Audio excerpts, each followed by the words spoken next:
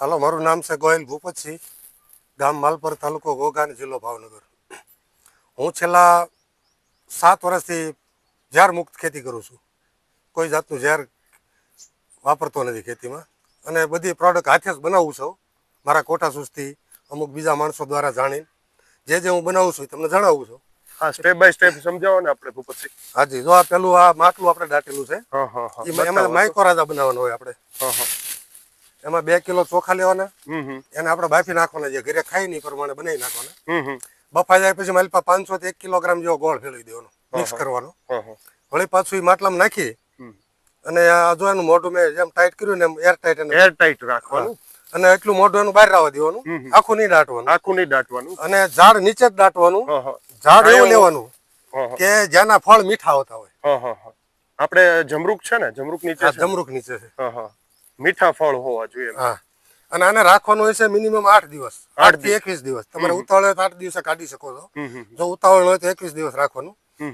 21 દિવસે રાખ્યા પછી પાછો આ ચોખાને બહાર કાઢી અને પાછો કિલો ગોળ એમાં મિક્સ કરવાનો, અને 2 કિલો બટાટા બાફવાના. એ બટાટાને સૂંધીને એનો મિક્સ કરી નાખવાનું, અને પછી 200 લીટરનું આપણું જે બેરલ હોય પાણીનું, એમાં એને નાખી દેવાનું. એ 8 થી 21 દિવસની પ્રોસેસ છે. ઓછામાં ઓછા 8 દિવસ અને 21 દિવસે તૈયાર થઈ જાય. એને તમે પાણી સાથે જમીનમાં આપો, ગમે એ મોલને 2 વાર આપો એટલે બહુ થઈ ગયું. તમે બજારમાંથી જે મોંઘા માઇકોરાઇઝા લાવવા પડે છે કેમિકલ વાળા, એ કરતા તમારે હાવ નોર્મલ પૈસે 2 કિલો ચોખા ને 2 કિલો ગોળ જોઈએ, બહુ સસ્તું પડે. અને આ જો આ માઇકોરાઇઝા આપણા તૈયાર પડ્યા છે, તમને બતાવું. જો તૈયાર થઈ ગયેલી છે, માથેની પરત આવી થઈ જાય. જો પછી આ છે આ પોટાશ માટે જો આંકડાનો બોળો છે આપણે આંકડાનો છે. હાજી, જો. અને આની પ્રોસેસ કઈ રીતના હોય છે? આમાં આપણે 15 લીટર ગૌમૂત્ર લીધું છે, 15 કિલો આંકડો લીધો છે, પછી 15 કિલો જેવું ગાયનું છાણ લીધું છે, અને કિલો ગોળ નાખ્યો છે, અને સજીવ માટી નાખી છે 1 મુઠ્ઠી. સજીવ માટી નાખી છે. એ માટી કઈ રીતના આપણે લેવાની? કઈ જગ્યાએ? એવા ઝાડની લેવાની કે જ્યાં કોઈ અત્યારે આપણે દવાનો છાંટી હોય. આ આપણે ઓલું શું કહેવાય, ઉમરાનું ઝાડ છે, વડનું ઝાડ છે, જ્યાં પશુ પક્ષી વધારે બેસતા હોય, ઓલું થતું હોય, એટલે એની સજીવ માટી હોય.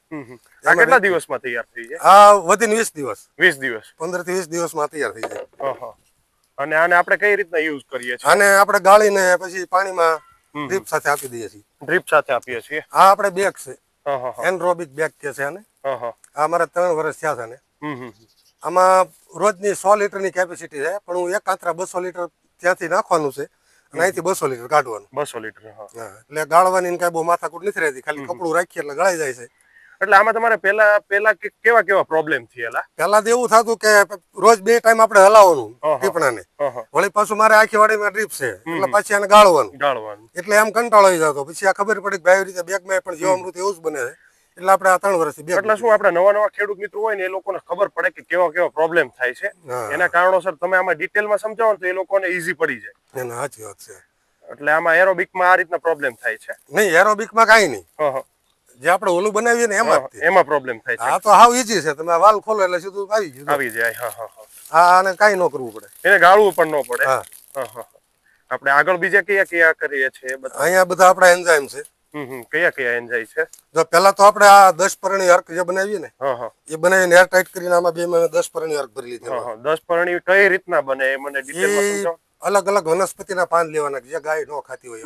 તમે કયા વનસ્પતિના પાન યુઝ કરો છો? મેં આમાં નાખ્યા છે જમરૂખના પાન નાખ્યા છે, પછી સીતાફળના નાખ્યા છે, આપણે આ ધતુરાના નાખ્યા છે, લીમડો નાખ્યો છે, કરણના નાખ્યા છે. એવા 9 થી 10 પાન આમાં નાખ્યા છે બધા. અને એની 45 દિવસની પ્રોસેસ હોય છે. 45 દિવસમાં કમ્પ્લીટ તૈયાર થઈ જાય. અને પછી ગાળીને તમે રાખો એટલે 6 મહિના સુધી એમ નથી થતું. અને મેં તો 6 મહિના ઉપર થઈ ગયો, એર ટાઈટ કરીને મૂકી દીધું છે. એટલે કાંઈ અમને એર ટાઈટ જ રાખવું પડે ને? હા, તો એમાં બેક્ટેરિયા ઓલા જીવાત ન થાય, ખોટી ખુલ્લું રહે ને તો પછી ખરાબ થઈ જાય. ખરાબ થઈ જાય. આ 10 પરણી. અને આગળ બીજું કયું છે આપણે? આ છે આપણે અજમાસ્ત્ર. અજમાસ્ત્રનો યુઝ આપણે કઈ જગ્યાએ કરીએ છીએ? આપણે બધી મોલાદમાં સુસ્યા પ્રકારની જીવાત આવતી હોય ને, સુસ્યા પ્રકારની જીવાત આવતી હોય, એમાં વધારે સારું કામ આપે. આ કઈ રીતે આપણે તૈયાર કરીએ છીએ? આમાં અજમા લેવાના હોય છે, હિંગ લેવાની હોય, અને હળદર અને બાકીનું પાણી. આપણે કેટલા પાણીમાં કેટલી અજમા ને કેટલા હિંગ લેવી પડે છે? 250 ગ્રામ મેં 2 વસ્તુ લીધી છે, અને 25 લીટર પાણી. 25 લીટર પાણીમાં હિંગ ને ઓલા અજમાને ખાંડી નાખવાના આપણે અને પછી બનાવવાના. હા. હવે આ છે આપણું પોપૈયાનું એન્ઝાઇમ. પોપૈયાનું એન્ઝાઇમ. 90 દિવસે આ 24/2 મેં બનાવીને મૂક્યું છે. હજી આ બીજા મહિનામાં આ 90 દિવસે થાય છે. આ 90 દિવસે એની પ્રોસેસ કઈ રીતના છે? એમાં શું એમાં 1:3:10 નો રેશિયો હોય છે. 1 કિલો ગોળ, 3 કિલો મટીરિયલ. માનો કે મેં પપૈયાનું બનાવ્યું છે, 3 કિલો પપૈયા લેવાના, 1 કિલો ગોળ અને 10 લીટર પાણી. 10 લીટર પાણી. એટલે એ રેશિયો પછી તમારે જેટલા લીટર બનાવવું હોય, 200 લીટર બનાવવું હોય તો 50 લીટર તમારે 50 કિલો મટીરિયલ લેવાનું, 16 કિલો ગોળ લેવાનું, 150 લીટર પાણી. એવી રીતે આપણે 200 લીટર બનાવ્યું છે. આમાં આમળાનું છે. આંબળાનું આપણે 200 લીટર તમે બનાવ્યું. 200 લીટર. આંબળામાં કઈ રીતના 200 લીટર પાણીમાં કઈ રીતના આપણે પ્રોસેસ? 150 લીટર પાણી. 150 લીટર પાણી. પછી 16 કિલો ગોળ. 16 કિલો ગોળ અને 50 કિલો આંબળા. 50 કિલો આંબળા. આંબળાને ક્રશ કરીને નાખવાના કે એમણામ નાખવાના? હા, એને ખાંડીને નાખવાના. ખાળિયા બહાર કાઢી ક્રશ કરીને પછી નાખવાના. અને આમાં એર ટાઈટ જ રાખવાનું 90 દિવસ સુધી એર ટાઈટ રાખવાનું. આમાં એર કાઢતો રહેવાનું. શરૂમાં એર નીકળે છે. કેટલા દિવસે અંદાજે? સ્ટાર્ટિંગમાં તો દિવસમાં 2 વાર કાઢવો. 2 વાર 8-10 દિવસ સુધી. પછી 2-4 દિવસે 5 દિવસે કાઢો. એર નો કાઢ્યો હોય તો કેવા પ્રોબ્લેમ? તો કદાચ તમારું ફાટવાની શક્યતા રહે.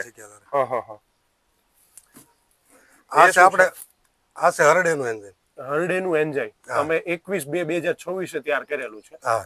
અને આપણે કેટલા દિવસ? આને 21 દિવસ જ રાખવાનું. 21 દિવસ. હા. એમાં તમે કઈ રીતના પાણી? 500 ગ્રામ હરડે. 500 ગ્રામ હરડે. 5 લીટર ગૌમૂત્ર. બસ એને 21 દિવસ એર ટાઈટ કરીને મૂકી દો. 21 દિવસ પછી રાખવાનું. ગમે ત્યારે તમે યુઝ કરી શકો. કોઈ પણ પ્રકારની તમામ પ્રકારની ઈયળ ઉપર આ કામ આપે છે. કોઈ પણ પ્રકારની ઈયળ હોય. આ છે આ 5/11 નું બનાવેલું છે. એમાં શું શું? આમાં છે લીમડો છે, લસણ છે અને આદુ છે. આદુ. એટલે એને આપણે કેટલા દિવસ રાખવાનું હોય? હા, 90 દિવસ જ. આ તૈયાર થઈ ગયું છે. ગાળીને લઈ લેવાનું છે. ગાળીને લઈ લેવાનું છે. આ ચૂસ્યા પ્રકારમાં બધી જીવાતમાં ચાલે. પછી શું છે? પછી આ મેં બિલ્લાનું બનાવેલું હતું. બિલ્લાનું તમે 2/5/2025 બનાવ્યું. અને એમાં કઈ રીતના પ્રોસેસ છે? એ 1:3:10 નો રેશિયો આની જેમ જ સેમ. અને ઈ શેમાં યુઝિસ માટે છે? ઈ આનો પોટાશ, આમાં બહુ પોટાશ હોય. પોટાશ વધારે હોય છે. એટલે કેવી આપણે ખેતી કરતો એમાં વધારે પોટાશ ની જરૂર. ટોટલી ખેતીમાં દાણો માનો કે ગમે એ વસ્તુ આપણે શાકભાજી હોય તો એમાં પોટાશ જોઈએ. પોટાશ જોઈએ. પછી તમે માનો કે ઘઉં બાજરો કર્યો તો એમાં પોટાશ ની તો જરૂર પડે જ છે. પછી મારે જો ખારેક છે, કેળા છે, લસણ છે તો એમાં બધામાં પોટાશ ની જરૂર પડે છે. એટલે આપણે એમાં પોટાશ નાખીએ. આમાં એલોવેરાનું છે. એલોવેરાનું તમે ક્યારે કરેલું છે? 10/9/2025 એલોવેરાનું એ છે. ઈ કઈ રીતના તમે કરાવ્યું છે? ઈ આ 1:3:10 નો રેશિયો. 1:3:10 નો રેશિયો. એમાં કેટલું હોય છે? ઈ આ રીતે જ તે છાંટવામાં હાલે, છંટકાવ કરો તો હાલે અને પાણીમાં આપો તો હાલે. જમીન એમાં કેવા પ્રોબ્લેમ થાય? ગાળી શકાય છે એમાં? હા, ગાળીને મૂકી દીધો હોય તૈયાર. 90 દિવસ થાય એટલે ગાળીને મૂકી દેવાનું.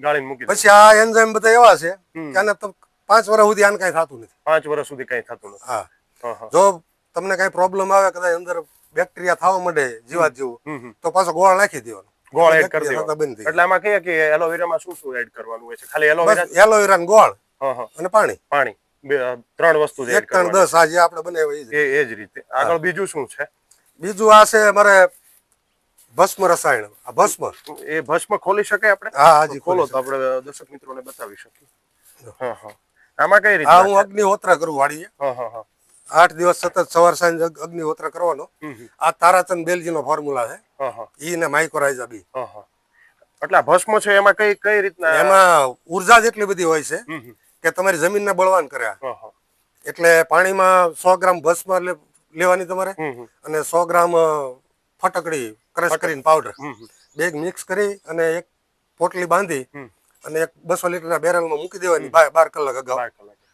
પછી સવારે 12 કલાક પછી ગમે ત્યારે કદાચ 24 કલાક થઈ જાય તો વાંધો નહીં, પાણી સાથે આપો એટલે જમીન તમારી બળકી બળવાન થાય. એટલે આ ભસ્મ છે એ શેમાંથી તમે બનાવેલી છે? એ ગાયના છાણાના રાખ. એટલે ગાયના છાણ જ લેવાનું ને? આ ગાયના છાણા લેવાના.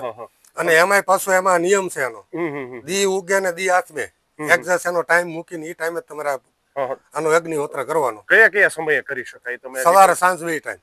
સવાર સાંજ બે સૂર્ય આપણે આમાં ફોનમાં જોઈ લેવાનું કે સવારે કેટલા વાગે સૂર્ય ઉગે છે અને સાંજે કેટલા વાગે આથમે છે. એમાં ખાલી ગાયના છાણા લેવાના હોય છે. જરાક જેવા ઓલા અક્ષત ચોખા એમ ભાંગેલા ન હોય એવા આખા. અને ગાયનું ઘી. ગાયનું ઘી જ લેવાનું ને? ગાયનું જ ઘી. અને 2 આહુતિ આપવાની. ખાલી 2 આહુતિ આપવાની. અને આગળ આપણે બીજું શું? પછી આમાં છે છાશ.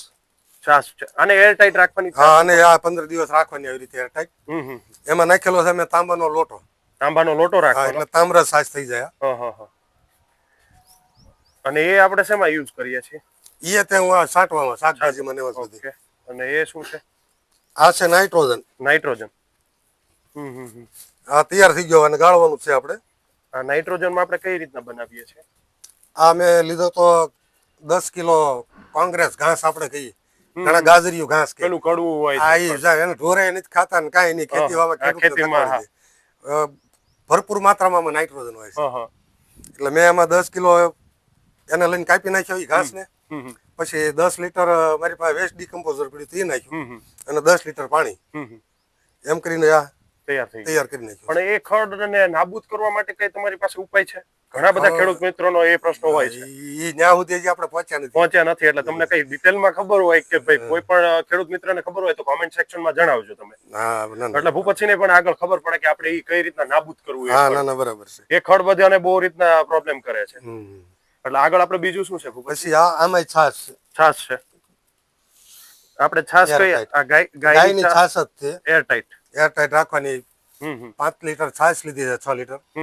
એમાં 1 કિલો ગોળ ભેળવ્યો છે અને મૂકી દીધી છે. 21 દિવસ આ તૈયાર થઈ જાય. પછી શાકભાજી રીંગણી અને મરચીમાં અતિ ઉત્તમ. આ તમે 500 ગ્રામ આ છાશ નાખો અને સામે 250 ગ્રામ અજમાસ્ત્ર નાખો. એટલે જે કુકડ આવે ને મરચીમાં ને ટમેટીમાં ને એ કુકડ નથી આવતો. એનો છંટકાવ જ કરવાનો. છંટકાવ જ કરવાનો. અને આગળ આપણે બીજું આગળ આપણે આ બનાવ્યા હતા ટ્રાઇકોડર્મા બેક્ટેરિયા. હા, અને શું કહેવાય? ટ્રાઇકોડર્મા ફૂગનાશક. એટલે ફૂગનાશકનો આપણે કઈ રીતના યુઝ કરી શકીએ અને કઈ રીતના બનાવી શકીએ? આને બનાવવામાં મેં લીધો તો 2 કિલો ટ્રાઇકોડર્માનો પાવડર. એ પાવડર આપણે કઈ જગ્યાએથી ઉપલબ્ધ છે? એ આપણે ભાવનગર ગમે ઓલા એગ્રો વાળા પાસેથી મળી રહે. હા. પછી મારે પાસે એરડીનો ખોળ પીડ્યો હતો. એરડીનો ખોળ. હા, એટલે મેં એમાં બનાવ્યું હતું. હા. અને 2 કિલો અને 2 કિલો ગોળ નાખ્યો અને 2 થેલી એરડીનો ખોળ હતો. એને 10 દિવસ 10-12 દિવસ બધું મિક્સ કરી અને ભીનું રાખવાનું. એને એમને ભીનું રાખવાનું, ભેજવાળું તો રાખવાનું. એટલે 10 દિવસે તૈયાર થઈ જાય. એટલે આપણે કોથળો ઢાંકેલો છે. હા.